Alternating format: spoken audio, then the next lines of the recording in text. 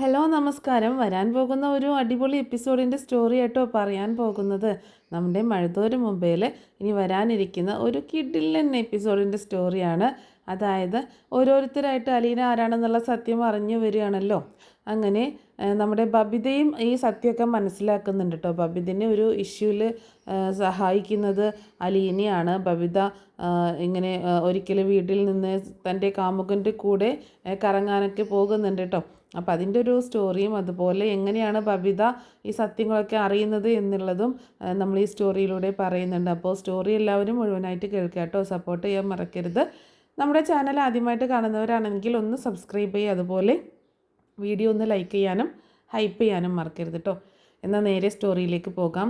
അങ്ങനെ നമ്മുടെ അലീനയെ പുറത്താക്കാനായിട്ട് ശിവശങ്കരനും അതുപോലെ രാജീവും ബന്ധുമിത്രാദികളെല്ലാവരും കൂടെ വലിയൊരു സംഘമായി തന്നെ നമ്മുടെ കടപ്പാട്ടൂർ വീട്ടിലേക്ക് എത്തിച്ചേരുക കേട്ടോ. നെടുമ്പുരയ്ക്കൽ വീട്ടിലേക്ക് എത്തിച്ചേരുകയാണ്. എല്ലാവരെയും ഒറ്റ വാക്കിൽ എന്ന പോലെ ബാലചന്ദ്രൻ എല്ലാവരെയും ഒതുക്കുന്നുണ്ട്. ഇനി ആരും അലീന പ്രശ്നം പറഞ്ഞുകൊണ്ട് തൻ്റെ വീട്ടിലേക്ക് കാലെടുത്ത് കുത്തേണ്ട ആവശ്യമില്ല എന്നും പറഞ്ഞിട്ട് കണക്കിന് കൊടുത്തിട്ടാണ് അവരെയൊക്കെ പറഞ്ഞയക്കുന്നത്. പക്ഷേ അവസാനം വൈജ ശശിയാവുന്നുണ്ടെങ്കിലും ശിവശങ്കരനും രാജീവനും വൈജയ്ക്കൊപ്പം തന്നെ നിൽക്കുകയാണ്. എന്ത് തന്നെ വന്നാലും അലീനയെ പറഞ്ഞയച്ചിട്ട് തങ്ങളിനി ജോലി സ്ഥലത്തേക്ക് പോകത്തുള്ളൂ എന്നുള്ളൊരു തീരുമാനം അവരെടുത്തിട്ടുണ്ട്. അപ്പോൾ അങ്ങനെയൊക്കെയാണ് കഥകൾ മുന്നോട്ട് പോയിക്കൊണ്ടിരിക്കുന്നത് കേട്ടോ. ആ ഇടയ്ക്ക് വൈജയന്തിക്ക് എങ്ങനെയെങ്കിലും അലീനയുടെ പ്രശ്നം സോൾവ് ചെയ്യണം, അലീനെ എങ്ങനെയെങ്കിലും പറഞ്ഞേക്കണം എന്നുള്ള ഒറ്റ ചിന്ത മാത്രമേ ഉള്ളൂ. മക്കളുടെ കാര്യങ്ങളൊന്നും മര്യാദക്ക് നോക്കാൻ പോലും നേരമില്ല കേട്ടോ. മക്കൾ എങ്ങോട്ട് പോകുന്നു, എന്ത് ചെയ്യുന്നു എന്നുള്ളതൊന്നും വൈജയുടെ ഒരു വിഷയമേ അല്ല. ഒരു ദിവസം വൈജയന്തിയോട് ചോദിച്ചിട്ട് തന്നെയാണ് നമ്മുടെ ബബിത ഇങ്ങനെ കാമുകൻ്റെ കൂടെ കറങ്ങാൻ പോണത്. അപ്പോൾ അതിന് വേറെ റീസൺ പറഞ്ഞത് കൂട്ടുകാരിയുടെ ബർത്ത്ഡേ ആണ്. അപ്പോൾ അതിൻ്റെ സെലിബ്രേഷൻ ഉള്ളത് കൊണ്ട് തന്നെ അവളുടെ വീട്ടിൽ അന്ന് സ്റ്റേ ചെയ്തിട്ട് പിറ്റേ ദിവസമേ വരത്തുള്ളൂ എന്നൊക്കെ പറഞ്ഞിട്ടാണ് പോകുന്നത്. പക്ഷേ ഇവിടെ എന്താ സംഭവിച്ചതെന്ന് വെച്ചാൽ വാഗമണിലൊരു റിസോർട്ട് എടുത്തിട്ട് ആ റിസോർട്ടിലേക്കാണ് നമ്മുടെ അമലുണ്ടല്ലോ, അമൽ ബബിതയും കൂട്ടി പോയേക്കുന്നത്. അപ്പോൾ വേറെ കൂട്ടുകാരും കൂടി ഉണ്ട് കേട്ടോ. അമലിൻ്റെ കുറച്ച് ഫ്രണ്ട്സും കൂടെ ഉണ്ട്, കപ്പിൾസൊക്കെ ആയിട്ടും അല്ലാതെയും കുറച്ച് ഫ്രണ്ട്സൊക്കെ ഉണ്ട്. പക്ഷേ ബബിതയ്ക്ക് അതൊന്നും ഇഷ്ടപ്പെടില്ല. ബബിതയ്ക്ക് ഇവർ മാത്രം മതി എന്നുള്ളൊരു തീരുമാനമായിരുന്നു. പക്ഷേ അവരെല്ലാവരും കൂടി ഒരുമിച്ചാണ് പോകുന്നത്. അങ്ങനെ അവിടെ പോയി പിറ്റേ ദിവസമൊക്കെ ആണ് തിരിച്ചു വരുന്നത് കേട്ടോ. അങ്ങനെ തിരിച്ച് വന്ന് അപ്പോൾ അലീനയ്ക്ക് മനസ്സിലാവുന്നുണ്ട് ബബിത വീട്ടിലില്ല എന്നുള്ള കാര്യം മനസ്സിലാവുന്നുണ്ട്. ആ വിവരം അലീന ബാലചന്ദ്രനോട് പറയുകയും ചെയ്യുന്നുണ്ട് കേട്ടോ. അപ്പോൾ ബാലചന്ദ്രൻ പറയുന്നുണ്ടാവും അവൾ ചിലപ്പോൾ കൊല്ലപ്പള്ളിയിലെങ്ങാനും പോയിട്ടുണ്ടാവും എന്ന് പറയുമ്പോൾ കൊല്ലപ്പള്ളിയിലേക്കൊന്നും പോയില്ല, വേറെ എന്തോ ട്രിപ്പോ അങ്ങനെ എന്തോ ആണെന്ന് തോന്നുന്നു. അത് ഏതോ കൂട്ടുകാരിയുടെ ബർത്ത്ഡേ എന്തോ ആണെന്ന് തോന്നുന്നു. അവിടെ മാഡത്തോട് പറയുന്നത് ഞാൻ കേട്ടതാണ്, അതിനു വേണ്ടി പോയതാണെന്ന് തോന്നുന്നു എന്ന് പറയട്ടോ. എങ്ങോട്ടാണ് പോയത് എന്നൊന്നും അറിയത്തില്ലല്ലോ എന്ന് ബാലചന്ദ്രൻ പറയുമ്പോൾ ഒരു പക്ഷേ ആ കൂട്ടുകാരിയുടെ വീട്ടിൽ തന്നെ ഉണ്ടാകും എന്നൊക്കെ പറഞ്ഞ് ആശ്വസിപ്പിക്കുകയും ചെയ്യുന്നുണ്ട്. വൈജയ്ക്ക് ഒരു ശ്രദ്ധയില്ല. വൈജയ്ക്ക് ഇപ്പോൾ എങ്ങനെയെങ്കിലും നിന്നെ ഇവിടെ നിന്ന് പറഞ്ഞേക്കണം, ആ ഒരു ചിന്ത മാത്രമേ ഉള്ളൂ. മക്കളെ ഇങ്ങനെ തല തിരിഞ്ഞു പോകുന്നു എന്നൊന്നും ഉള്ള ഒരു ചിന്ത വൈജയ്ക്കില്ല എന്ന് ഇങ്ങനെ ബാലചന്ദ്രൻ പറയുകയും ചെയ്യുന്നുണ്ട്. അങ്ങനെ പിറ്റേ ദിവസമാണ് വൈകുന്നേരമാണ് കേട്ടോ ബബിത തിരിച്ചു വരുന്നത്. അങ്ങനെ ബബിത തിരിച്ചു വരുന്ന സമയത്ത് വൈജയന്തി ആണെങ്കിൽ പ്രത്യേകിച്ച് ചോദ്യം ചെയ്യലൊന്നും നടത്തുന്നില്ല അലീനയോട്, നമ്മുടെ ബബിതയോട് കേട്ടോ. അപ്പം ബബിത നേരെ വീട്ടിലേക്ക് കയറി അകത്തേക്ക് ഇങ്ങനെ പോകാൻ നിൽക്കുന്ന സമയത്ത് ബാലചന്ദ്രൻ ഒച്ച എടുത്തുകൊണ്ട് വരുന്നുണ്ട്. ബബിത അവിടെ നിൽക്കുക എന്ന് പറഞ്ഞിട്ട് വരിക കേട്ടോ. ബബിത ആകെ ഞെട്ടിപ്പോവാണ്. അപ്പോൾ എന്താ കാര്യം എന്നൊന്നും അറിയാതെ ആകെ ഷോക്കാവുന്നുണ്ട് കേട്ടോ. അപ്പോൾ നീ ഇന്നലെ എവിടെയായിരുന്നു എന്ന് ചോദിക്കുമ്പോൾ അത് വെച്ചാൽ ഞാൻ എൻ്റെ ഒരു കൂട്ടുകാരിയുടെ വീട്ടിൽ, അവിടെ എന്തായിരുന്നു ആവശ്യമെന്ന് ചോദിക്കുമ്പോൾ അവിടെ ഒരു ബർത്ത്ഡേ സെലിബ്രേഷനായിരുന്നു അവളുടെ, അതുകൊണ്ട് പോയതാണ് എന്ന് പറയണേ. ഏത് കൂട്ടുകാരി, എവിടുത്തെ കൂട്ടുകാരി, അങ്ങനെ ഡീറ്റെയിൽ ആയിട്ടൊക്കെ ഇങ്ങനെ ചോദിക്കുമ്പോൾ വൈജയന്തിക്ക് ദേഷ്യം വരുന്നുണ്ട് കേട്ടോ. അവളുടെ എല്ലാ കൂട്ടുകാരെയും ബാലചന്ദ്രനെ അറിയാമോ, അവൾ എന്നോട് പറഞ്ഞിട്ടാണ് പോയത് എന്ന് പറയുമ്പോൾ അവൾ നിന്നോട് പറഞ്ഞിട്ടാണ് പോയത്, അവൾ എവിടേക്കാണ് പോയത്, അവൾ കൂട്ടുകാരിയുടെ ബർത്ത്ഡേക്ക് തന്നെയാണോ പോയത് അതോ വേറെ വല്ലയിടത്തേക്കാണോ പോയത് എന്നൊക്കെ നീ അന്വേഷിച്ചിരുന്നോ, നീ എന്ത് വിശ്വസിച്ചാണ് അവളെ പറഞ്ഞയച്ചത് എന്നൊക്കെ ചോദിച്ച് ദേഷ്യപ്പെടുകയാണ് വൈജയന്തിയോട് ബാലചന്ദ്രൻ. അവളങ്ങനെ തെറ്റൊന്നും ചെയ്യത്തില്ല, എൻ്റെ മകളാണ്, അതുകൊണ്ട് അവളങ്ങനെ തെറ്റൊന്നും ചെയ്യത്തില്ല എന്ന് പറയുമ്പോൾ നിൻ്റെ മകളായത് കൊണ്ടാണ് എനിക്ക് നല്ല പേടിയുള്ളത് എന്ന് പറയാണ് ബാലചന്ദ്രൻ. അത് കേട്ടിട്ട് വൈജയന്തി ആകെ ഞെട്ടുന്നുണ്ട് കേട്ടോ. ബാലചന്ദ്രൻ എന്താ അങ്ങനെ പറഞ്ഞത്? ഞാൻ എന്ത് തെറ്റാ ചെയ്തതെന്ന് എന്നോട് പറ. എന്നെപ്പോലെ ആകുമെന്നാണ് ഭയം എന്നൊക്കെ പറഞ്ഞില്ലേ? എന്ത് തെറ്റാ ഞാൻ ചെയ്തത് എന്ന് എന്നോട് പറ എന്നൊക്കെ പറഞ്ഞ് ഒച്ചയെടുക്കുക കേട്ടോ. അപ്പോൾ ബാലചന്ദ്രൻ പറയുന്നുണ്ട്, എന്നെക്കൊണ്ട് കൂടുതലൊന്നും പറയിപ്പിക്കേണ്ട എന്ന് പറയണം. അപ്പോൾ ആ സമയത്ത് ഇവർ തമ്മിലുള്ള ഈ യുദ്ധത്തിനിടയ്ക്ക് ബബിത അവിടെ നിന്ന് മെല്ലെ എസ്കേപ്പ് ആയിട്ടുണ്ടാവും കേട്ടോ. ബാലചന്ദ്രൻ നോക്കുമ്പോൾ ബബിതയെ കാണുന്നില്ല. കണ്ടോ, അവൾ മറുപടി പറയാൻ നിൽക്കാതെ അവൾ പോയത് കണ്ടോ? അവൾ കൂട്ടുകാരിയുടെ വീട്ടിൽ തന്നെയാണ് പോയതെന്ന് എന്താ ഉറപ്പ്, എന്താ തെളിവ് എന്നൊക്കെ ചോദിക്കുമ്പോൾ ഞാൻ വിളിച്ച് അന്വേഷിച്ചതായിരുന്നു. അവിടെ അങ്ങനെ ഒരു പാർട്ടി നടക്കുന്നുണ്ട് എന്ന് ആ കൂട്ടുകാരിയോട് സംസാരിക്കുകയും ചെയ്തതാണ് എന്നൊക്കെ പറയുന്നുണ്ട് കേട്ടോ. അങ്ങനെയാണെങ്കിൽ കൊള്ളാം, വിശ്വാസം നല്ലതാണ്. പക്ഷെ അന്ധമായിട്ട് മക്കളെ വിശ്വസിക്കണ്ട. എപ്പോഴാണ് ഇന്നത്തെ കാലത്ത് ഓരോന്നും സംഭവിക്കുക എന്നൊന്നും പറയാൻ പറ്റത്തില്ല എന്ന് ബാലചന്ദ്രൻ താക്കീത് കൊടുക്കുന്നുണ്ട്. അപ്പോൾ പറയുന്നുണ്ട്, എങ്ങനെ മക്കൾ വഷളാവാതിരിക്കും? അച്ഛനെ കണ്ടല്ലേ മക്കൾ പഠിക്കുന്നത്, അച്ഛൻ വീട്ടിൽ താൻ തോന്നിത്തരല്ലേ കാണിക്കുന്നത്, പിന്നെ മക്കളെങ്ങനെ വഷളാവാതിരിക്കുമെന്നൊക്കെ പറഞ്ഞ് വൈജയന്തി ബാലചന്ദ്രനെ കുറ്റപ്പെടുത്തുന്ന സമയത്ത് അപ്പോൾ ബാലചന്ദ്രൻ പറയുന്നുണ്ട്, എന്നെ കണ്ടല്ല മക്കൾ പഠിക്കുന്നത്, എന്നെ കണ്ടാണ് പഠിച്ചിരുന്നത് എങ്കിലേ എന്നോ മക്കൾ നന്നായി പോയേനെ. ബബിത നിന്നെ കണ്ടാണ് പഠിക്കുന്നത്, നിൻ്റെ അതേ സ്വഭാവം, നിൻ്റെ അതേ കള്ളത്തരങ്ങളും എല്ലാം ബബിതയ്ക്കും ഉണ്ട് എന്നിങ്ങനെ പറഞ്ഞ് ദേഷ്യപ്പെട്ടുകൊണ്ട് ബാലചന്ദ്രൻ അവിടെ നിന്ന് പോകുമ്പോൾ, ഞാൻ എന്ത് കള്ളത്തരം കാണിച്ചു എന്നാണ് ബാലചന്ദ്രൻ പറയണമെന്ന് ചോദിച്ചുകൊണ്ട് വീണ്ടും ഇങ്ങനെ ഉടക്കിന് ചെല്ലുക കേട്ടോ. അതിന് മറുപടി കൊടുക്കാതെ ബാലചന്ദ്രൻ പെട്ടെന്ന് മുകളിലേക്ക് തന്നെ കയറി പോകുന്നുണ്ട്. അങ്ങനെ ബബിത നേരെ തൻ്റെ റൂമിലേക്ക് ചെല്ലുകയാണ്.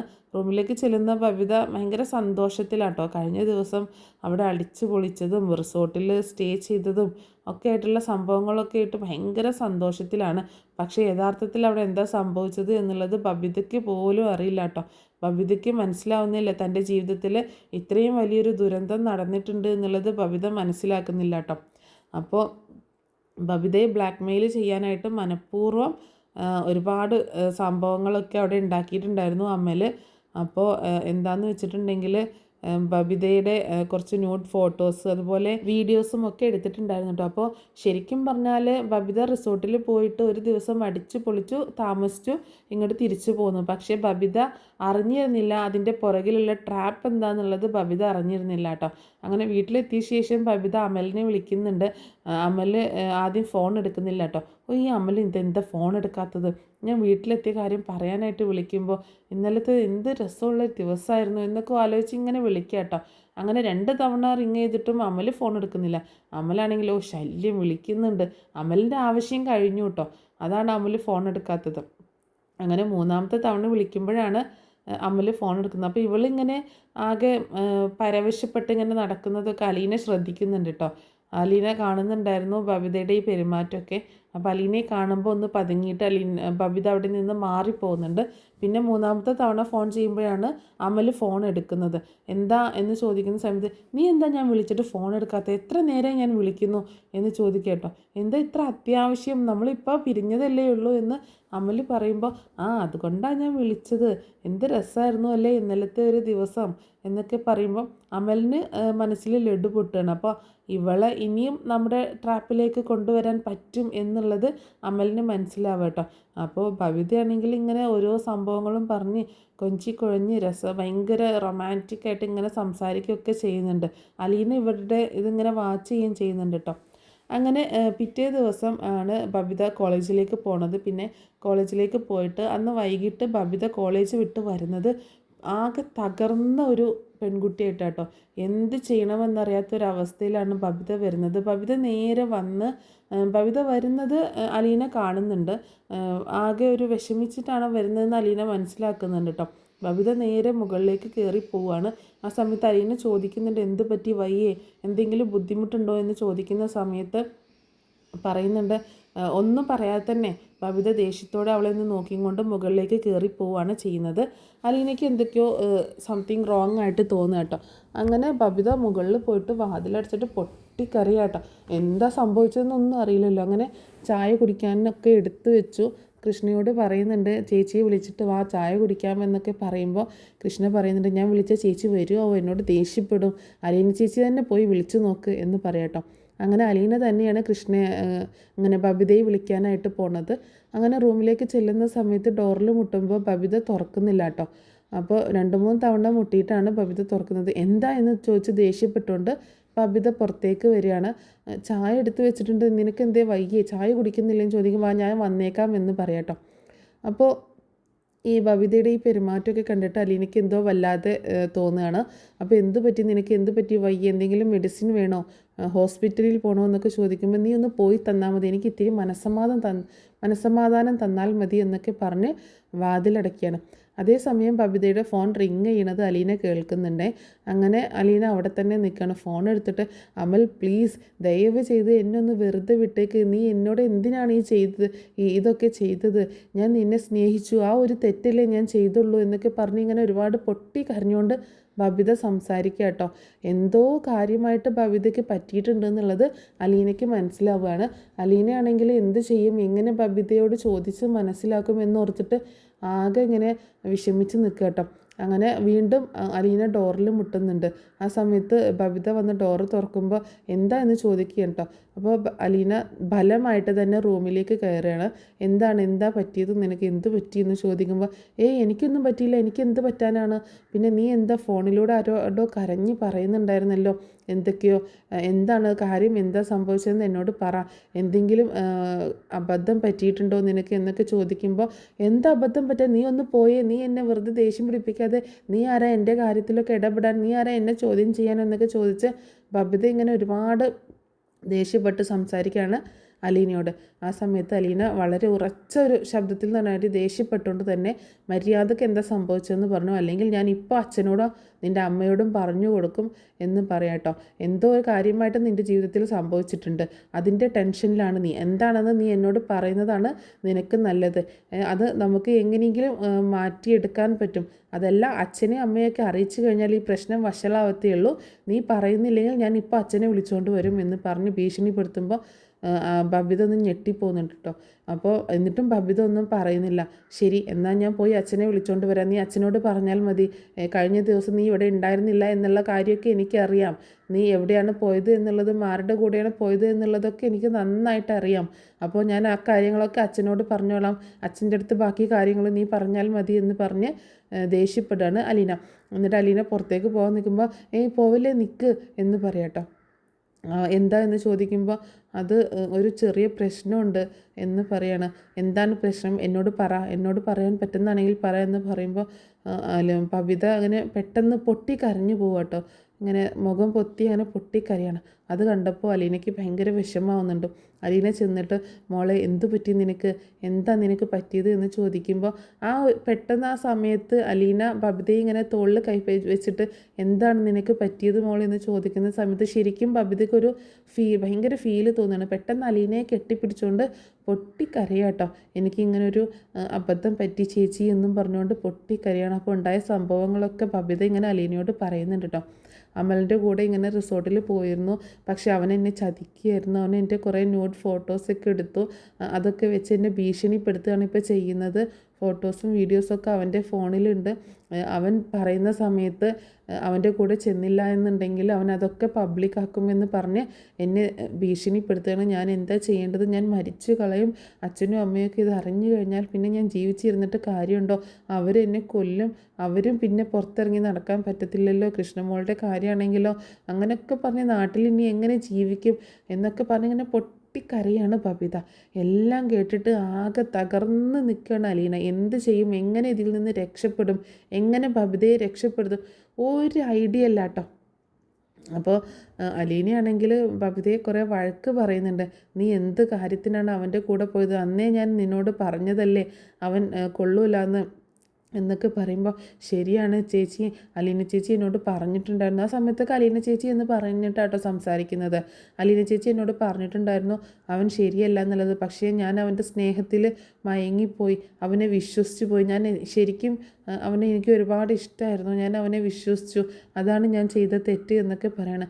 അപ്പോൾ അലീനയ്ക്കും പിന്നെ വിഷമം വന്നിട്ട് ഇനി അതൊന്നും പറഞ്ഞിട്ട് കാര്യമില്ലല്ലോ, എന്തായാലും സംഭവിക്കാൻ പാടില്ലാത്ത കാര്യങ്ങൾ സംഭവിച്ചു പോയി എന്ന് കരുതി നമുക്ക് ജീവിച്ചല്ലേ പറ്റൂ, ഇതെങ്ങനെ കൈകാര്യം ചെയ്യണമെന്ന് നമുക്കൊന്ന് ആലോചിക്കാം, നമുക്ക് അച്ഛനോട് പറഞ്ഞാലോ എന്ന് ചോദിക്കുമ്പോൾ അയ്യോ വേണ്ട ചേച്ചി, അച്ഛനോട് പറയില്ലേ ചേച്ചി, അച്ഛനോട് പറഞ്ഞു കഴിഞ്ഞാൽ അച്ഛൻ എന്നെ കൊല്ലും എന്നൊക്കെ പറയട്ടോ.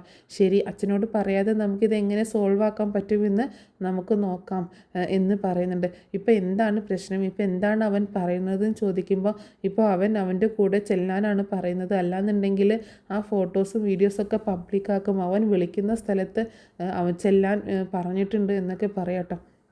ഇനിയും അവൻ്റെ കൂടെ ഇതുപോലെ റിസോർട്ടുകളിലും ഒക്കെ പോവണം, ഒരു ദിവസം താമസിക്കണം, അവൻ പറയുന്നത് പോലെ പറയുന്നവരുടെ കൂടെ പോകണം എന്നൊക്കെയാണ് പറഞ്ഞിട്ടുള്ളത്. ശരിക്കും അതൊരു ട്രാപ്പാണ് ചേച്ചി, അതൊരു കൂട്ടുകെട്ടാണ്, ഒരു ക്രിമിനൽ കൂട്ടുകെട്ടാണ്. അവരിങ്ങനെ ഏജൻറ്റുമാരാണ്, ഇങ്ങനെ പെൺകുട്ടികളെ പ്രണയം നടിച്ച് മറ്റുള്ളവർക്ക് എത്തിച്ചു കൊടുക്കുന്ന ഏജൻറ്റുമാരാണ് അവർ എന്നുള്ളത് ഞാൻ ഇപ്പോഴാണ് ചേച്ചി മനസ്സിലാക്കിയത് എന്നൊക്കെ പറഞ്ഞ് ബബിത ഇങ്ങനെ പൊട്ടിക്കരയുന്നുണ്ട്.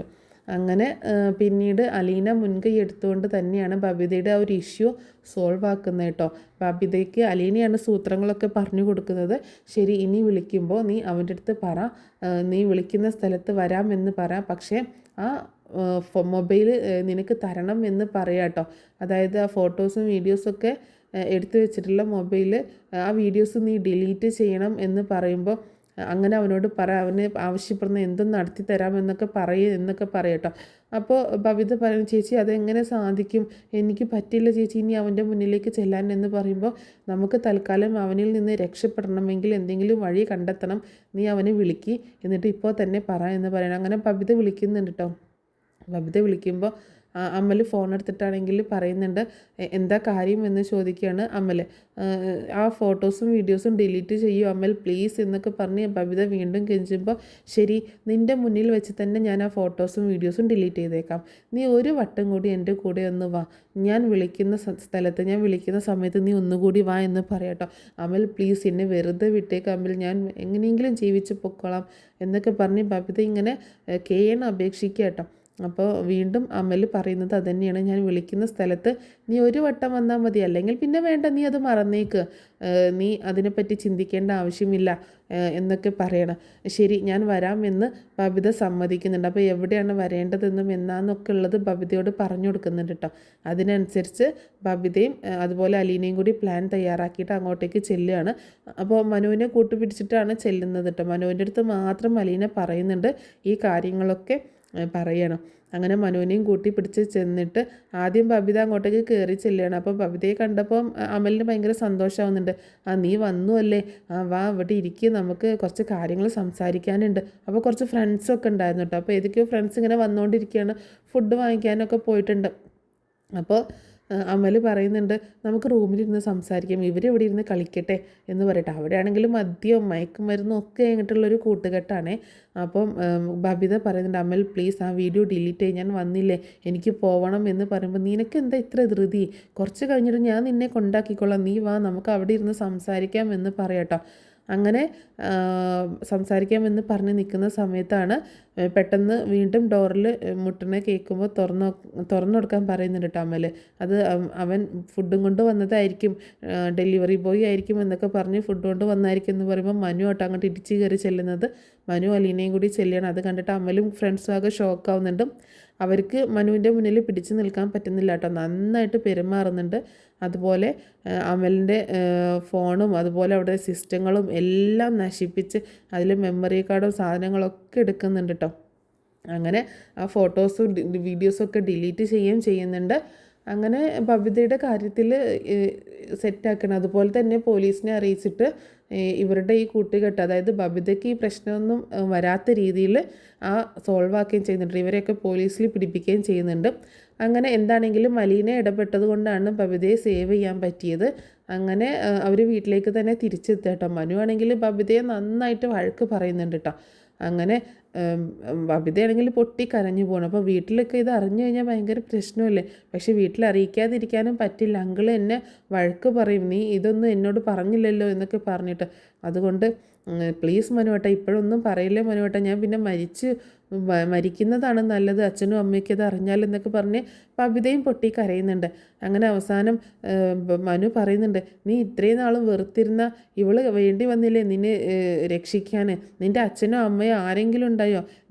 നിനക്ക് ഇവളോട് ദേഷ്യമായിരുന്നില്ലേ, വെറുപ്പായിരുന്നില്ലേ? നീ എന്തൊക്കെ ഇവളോട് ക്രൂരതകൾ കാണിച്ചിട്ടുണ്ട്. എന്നിട്ടും നിനക്കൊരാവശ്യം വന്നപ്പോൾ അലീനയല്ലേ ഉണ്ടായിരുന്നുള്ളൂ നിന്നെ രക്ഷിക്കാനായിട്ട്, നിന്നെ സേവ് ചെയ്യാനായിട്ട്. അലീന ഇല്ലായിരുന്നെങ്കിൽ നീ ഇന്ന് ജീവിച്ചിരിക്കുമായിരുന്നു എന്നൊക്കെ ചോദിച്ച് വഴക്ക് പറയാണ് മനു കേട്ടോ. അപ്പോൾ മനുവിനെ അറിയാം ആ സമയത്തൊക്കെ അലീന നമ്മുടെ വൈജയുടെ മകളാണ് എന്നുള്ള സത്യമൊക്കെ അറിയാം കേട്ടോ. അപ്പോൾ ബബിതയാണെങ്കിൽ പൊട്ടി കരഞ്ഞുകൊണ്ട് അലീനയെ കെട്ടിപ്പിടിക്കുന്നുണ്ടാ. സോറി അലീന ചേച്ചി, എന്നോട് ക്ഷമിക്കണം, ഞാൻ ഒരുപാട് തെറ്റുകൾ ചെയ്തിട്ടുണ്ട്, എന്നോട് ക്ഷമിക്കണം എന്നൊക്കെ പറഞ്ഞ് ഇങ്ങനെ പൊട്ടിക്കരയാണ്. അപ്പോൾ അലീന പറയുന്നുണ്ട്, സാരമല്ല മോളെ, അതൊക്കെ അറിയാതെയല്ലേ എന്ന് പറയണം. ആ സമയത്ത് മനു ചോദിക്കുന്നുണ്ട്, നീ എന്ത് വിചാരിച്ചാണ്, ഇവൾ ആരാണെന്ന് വിചാരിച്ചാണ് നീ ഇങ്ങനെ പറയുന്നത്? അത് കേട്ടിട്ട് മനുവിൻ്റെ മുഖത്തേക്ക് ഇങ്ങനെ സംശയത്തോടെ നോക്കുകയാണ് ബബിത. അലീനയും ആണെങ്കിൽ ആകെ ഷോക്കായിട്ട് നിൽക്കണം, ഒന്നും പറയില്ലേ എന്നുള്ളൊരു മട്ടിലാണ് അലീന നിൽക്കുന്നത് കേട്ടോ. അപ്പോൾ മനു പറയുന്നുണ്ട്, ശരി ഞാനൊന്നും പറയുന്നില്ല, ഈ കാര്യങ്ങളൊക്കെ അറിയേണ്ട സമയത്ത് അറിയിക്കേണ്ടവർ തന്നെ നിന്നെ അറിയിച്ചോളും എന്ന് പറയാട്ടോ. അങ്ങനെ അവർ വീട്ടിലേക്ക് എത്തുന്ന സമയത്ത് ഇതിൻ്റെയൊക്കെ ഏകദേശം ഒരു സൂചന ബാലചന്ദ്രനെ കിട്ടിയിട്ടുണ്ടായിരുന്നു കേട്ടോ. അപ്പോൾ ഇവർ വരുന്നതും നോക്കി നിൽക്കുകയാണ് ബാലചന്ദ്രൻ. അങ്ങനെ ബാലചന്ദ്രൻ താഴേക്ക് ഇറങ്ങി വരുന്നുണ്ട് കേട്ടോ ഇവർ വരുന്ന സമയത്ത്. ആ സമയത്ത് വൈജയുണ്ട്. അപ്പോൾ എത്രയും വഷളായി എന്നുള്ള കാര്യങ്ങളൊന്നും വൈജയ്ക്ക് അറിയില്ല കേട്ടോ. എന്താണ് സംഭവിച്ചത് എന്നൊന്നും അറിയില്ല. ബബിതയ്ക്ക് എന്തോ പ്രശ്നം പറ്റിയിട്ടുണ്ട് എന്നൊക്കെ മാത്രമേ അറിയുള്ളൂ. അങ്ങനെ ഇവർ കയറി വരുന്ന സമയത്ത് തന്നെ അലീനയെ വഴക്ക് പറയാണ് വൈജയന്തി കേട്ടോ. നീ എന്താടി എൻ്റെ മോളെ കൊണ്ടുപോയി ചെയ്തത്? നീ ആരെ കൂടെയാണ് എൻ്റെ മോളെ പറഞ്ഞു വിട്ടത്? നീ എന്താടി എൻ്റെ മോളെ തെറ്റിലേക്ക് കൊണ്ടുപോകണം എന്നൊക്കെ പറഞ്ഞ് അലീന ഇങ്ങനെ പഴി ചാരിക്കൊണ്ടിരിക്കുകയാണ്. അപ്പോൾ ബാലചന്ദ്രൻ നന്നായിട്ട് വഴക്ക് പറയുന്നുണ്ട്. അങ്ങനെ ബാലചന്ദ്രൻ അലീനയും അതുപോലെ ബബിതയും കൂട്ടിയിട്ട് മുകളിലേക്ക് പോവാട്ടോ. അപ്പോൾ മനുവും കൂടെ ചെല്ലുന്നുണ്ട്. വൈജയന്തി ആണെങ്കിൽ ആകെ ദേഷ്യപ്പെട്ട് ഇങ്ങനെ നിൽക്കുക ചെയ്യുന്നു കേട്ടോ, അലീനയോടുള്ള ദേഷ്യം. അങ്ങനെ റൂമിലേക്ക് എത്തിയ സമയത്ത് ബബിത പൊട്ടി കരഞ്ഞുകൊണ്ട് അച്ഛനെ കെട്ടിപ്പിടിക്കണം. അച്ഛാ സോറി അച്ഛാ, എനിക്കറിയാതെ പറ്റിപ്പോയതാണ് അച്ഛാ, അച്ഛൻ എന്നോട് ക്ഷമിക്കുക അച്ഛാ എന്നൊക്കെ പറഞ്ഞ് ഒരുപാട് പൊട്ടിക്കരഞ്ഞ് ഇങ്ങനെ സോറിയൊക്കെ പറയുന്നുണ്ട്. അങ്ങനെ ബാലചന്ദ്രൻ പറയുന്നുണ്ട്, എന്നോടല്ല നീ സോറി പറയേണ്ടത്, നീ ഇത്രയും നാളും അവഹേളിച്ച, ഇത്രയും നാളും നിന്ദിച്ച, ഇത്രയും നാളും നിന്നെ ഒരു അനിയത്തി പോലെ കണ്ട് നിന്നെ സ്നേഹിക്കുകയും സഹായിക്കുകയും നിനക്ക് വേണ്ടി കാര്യങ്ങളൊക്കെ ചെയ്തു തരികയും ചെയ്ത ഒരു പാവം പെൺകുട്ടിയുണ്ട് ഈ വീട്ടിൽ. അവളോടാണ് നീ സോറി പറയേണ്ടത്. കാരണം അവൾ വേണ്ടി വന്നു നിന്നെ രക്ഷിക്കാൻ, നിന്നെ ജീവിതത്തിലേക്ക് കൂട്ടിക്കൊണ്ടുവരാൻ അവൾ വേണ്ടി വന്നു. അവൾ ആരാണെന്ന് വിചാരിച്ചാണ് നീ എന്നൊക്കെ പറയുമ്പോൾ, അച്ഛാ സോറി, ഞാൻ അലീന ചേച്ചിയോട് സോറി പറഞ്ഞിട്ടുണ്ട് അച്ഛാ എന്നൊക്കെ പറയാട്ടോ. വെറും സോറി പറഞ്ഞാൽ പോരാ, നിൻ്റെ ജീവിതമാണ് അവൾ നിൻ്റെ കയ്യിലേക്ക് തിരിച്ചു തന്നിരിക്കുന്നത്. അതും ഒരു വീട്ടുവേലക്കാരിയായി വന്ന ഒരു ഹോം നേഴ്സായി വന്നിട്ടുള്ള ഒരു പെൺകുട്ടി. അവൾ ആരാണെന്ന് വെച്ചിട്ടാണ് നീ അവളോട് ഇത്രയും നാളും പെരുമാറിയത്?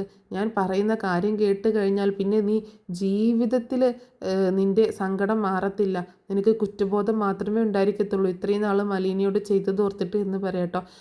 അച്ഛാ അലീന ചേച്ചി ഇവിടുത്തെ ഹോം നേഴ്സല്ലേ, അത്രയല്ലേ ഉള്ളൂ എന്ന് ചോദിക്കുമ്പോൾ, ഹോം നേഴ്സോ? എവിടുത്തെ ഹോം നേഴ്സ്? അലീന ഹോം നേഴ്സായിട്ട് വന്നത് എങ്ങനെയാണ്? നിൻ്റെ മുത്തശ്ശനാണ് അലീനയെ ഇങ്ങോട്ടേക്ക് കൂട്ടിക്കൊണ്ടുവന്നത്. മുത്തശ്ശൻ ഒരാളെ ഇങ്ങോട്ടേക്ക് കൂട്ടിക്കൊണ്ടുവന്നത് വെറുതെ ഒന്നുമല്ല, ഈ വീട്ടിലെ അംഗമായിട്ട് തന്നെയാണ് അവളെ ഇങ്ങോട്ടേക്ക് കൂട്ടിക്കൊണ്ടുവന്നത് എന്ന് പറയാട്ടോ. ഈ വീട്ടിലെ അംഗമായിട്ടെന്നോ? അതെ, നിൻ്റെ ചേച്ചിയാണ് അലീന എന്ന് പറയാട്ടോ. അച്ഛാ അത് അച്ഛൻ പറഞ്ഞിട്ടുണ്ടല്ലോ അലീന ചേച്ചി എന്ന് വിളിക്കണമെന്ന്, എൻ്റെ ചേച്ചിയാണ്, അച്ഛൻ മകളായിട്ട് അംഗീകരിച്ചു എന്നൊക്കെ പറഞ്ഞിട്ടുണ്ടല്ലോ, അത്രയല്ലേ ഉള്ളൂ എന്ന് ചോദിക്കുമ്പോൾ, അത്രയല്ല ഉള്ളത്. അപ്പോൾ ആ സമയത്ത് കൃഷ്ണയും അങ്ങോട്ടേക്ക് വരുന്നുണ്ട് കേട്ടോ. അപ്പോൾ കൃഷ്ണ പറയാണ്, അലീന ചേച്ചി നമ്മുടെ സ്വന്തം ചേച്ചിയാണ് ചേച്ചി എന്ന് പറയട്ടോ. നീ എന്താ മോളെ ഈ പറയുന്നത് എന്ന് ചോദിക്കുമ്പോൾ ബാലചന്ദ്രൻ പറയുന്നുണ്ട്, നിങ്ങളുടെ അമ്മ വിവാഹത്തിന് മുൻപ് പ്രസവിച്ച കുഞ്ഞാണ് അലീന എന്ന് പറയാട്ടോ. അത് കേട്ടിട്ടും ബബിത ആകെ ഞെട്ടിപ്പോവാണേ. അപ്പോൾ ആകെ ഷോക്കായി പോവാണ് ബബിത. കേട്ടതൊന്നും വിശ്വസിക്കാൻ കഴിയാതെ ഇങ്ങനെ ആകെ ഷോക്കായിട്ട് നിൽക്കുക കേട്ടോ ബബിത. ആ സമയത്ത് ബാലചന്ദ്രൻ പറയുന്നുണ്ട്, അതെ നിൻ്റെ സ്വന്തം ചേച്ചിയാണ്, അതുകൊണ്ടാണ് ഞാൻ നിന്നോട് ചേച്ചി എന്ന് വിളിക്കാൻ ആവശ്യപ്പെട്ടിട്ടുള്ളത്. നിൻ്റെയും രോഹിത്തിൻ്റെയും കൃഷ്ണമോളുടെയും ഒക്കെ സ്വന്തം ചേച്ചിയാണ് അലീന എന്ന് പറയട്ടോ. അച്ഛാ അതെങ്ങനെ, എന്താ സംഭവിച്ചത്, എനിക്കൊന്നും മനസ്സിലാവുന്നില്ല എന്ന് പറയുമ്പോൾ, തൽക്കാലം നീ ഇത്രയും അറിഞ്ഞാൽ മതി, അറിഞ്ഞ കാര്യം മനസ്സിൽ വെക്കുക, അല്ലാതെ മറ്റൊരാളോട് പറയാനായിട്ട് നിൽക്കണ്ട, അതുകൊണ്ട് ദോഷം മാത്രമേ സംഭവിക്കുള്ളൂ എന്ന് പറയുമ്പോൾ, അമ്മയുടെ മോളാണ് അലീന ചേച്ചിയെന്നോ, എന്നിട്ട് അമ്മ ചേച്ചിയോട് എന്തെല്ലാം കാര്യങ്ങളാണ് ചെയ്യുന്നത് വെച്ചാൽ, അപ്പോൾ അമ്മ ഇക്കാര്യം അറിയിക്കേണ്ടതെന്ന് ചോദിക്കുമ്പോൾ, വേണ്ട അമ്മ ഇക്കാര്യം അറിയണ്ട, അമ്മ അറിഞ്ഞു കഴിഞ്ഞാൽ പിന്നെ അമ്മ ജീവിച്ചിരിക്കത്തില്ല, അതുകൊണ്ട് അമ്മയോട് ഒരിക്കലും ഇക്കാര്യങ്ങളൊന്നും പറയണ്ട എന്ന് തന്നെ പറയട്ടോ. അപ്പോൾ എല്ലാം കേട്ടിട്ട് ബബിതയാണെങ്കിൽ ഭയങ്കര സന്തോഷവും സങ്കടവും ഒക്കെ കൂടിയിട്ട് അലീനെ ഇങ്ങനെ കെട്ടിപ്പിടിക്കണം. സോറി ചേച്ചി, ഞാൻ അറിഞ്ഞില്ലല്ലോ എൻ്റെ ചേച്ചിയാണെന്ന് എന്ന് പറഞ്ഞ് ഇങ്ങനെ കെട്ടിപ്പിടിക്കുക കേട്ടോ. അപ്പോൾ അതൊക്കെ കണ്ട് കണ്ണ് നിറഞ്ഞ് നിൽക്കുകയാണ് കൃഷ്ണയും അതുപോലെ ബാലചന്ദ്രനും മനുവും ഒക്കെ. അപ്പോൾ എന്താണെങ്കിലും ബബിതയും തിരിച്ചറിഞ്ഞിരിക്കുകയാണ് അലീന തൻ്റെ സ്വന്തം ചേച്ചിയാണ്, അമ്മയുടെ മകളാണ് എന്നുള്ള ഒരു സത്യം. അപ്പോൾ ഇനി അങ്ങോട്ട് അവർ ശരിക്കും ഒരു സെറ്റായിട്ടാണ് നിൽക്കുന്നത് കേട്ടോ. അപ്പോൾ ബബിതയും ഇപ്പോൾ വൈജയന്തിക്കെതിരെ തിരിയാണ്. അപ്പോൾ അത് വൈജയന്തിക്ക് കൂടുതൽ ദേഷ്യം കൂട്ടുകയാണ് അലീനയോട്. കാരണം തൻ്റെ മക്കൾ ഓരോരുത്തരായിട്ട് തന്നിൽ നിന്ന് അകന്നു പോവുകയാണെന്ന് മനസ്സിലാക്കുകയാണ്. വളരെ സംഭവബഹുലമായിട്ടാണ് ഓരോ എപ്പിസോഡും കടന്നു പോകുന്നത് കേട്ടോ. ഒരുപാട് സംഭവങ്ങൾ വരാനിരിക്കുന്നുണ്ട്. അപ്പോൾ അതൊക്കെ സ്റ്റോറി ഇങ്ങനെ പറഞ്ഞ് അപ്ലോഡ് ചെയ്യുന്നതായിരിക്കും. ഈ സ്റ്റോറി നിങ്ങൾക്ക് ഇഷ്ടമായിട്ടുണ്ടാവുമെന്ന് വിചാരിക്കുകയാണ്. ഇഷ്ടമായിട്ടുണ്ടെങ്കിൽ സപ്പോർട്ട് ചെയ്യാൻ മറക്കരുത് കേട്ടോ. Thanks for watching.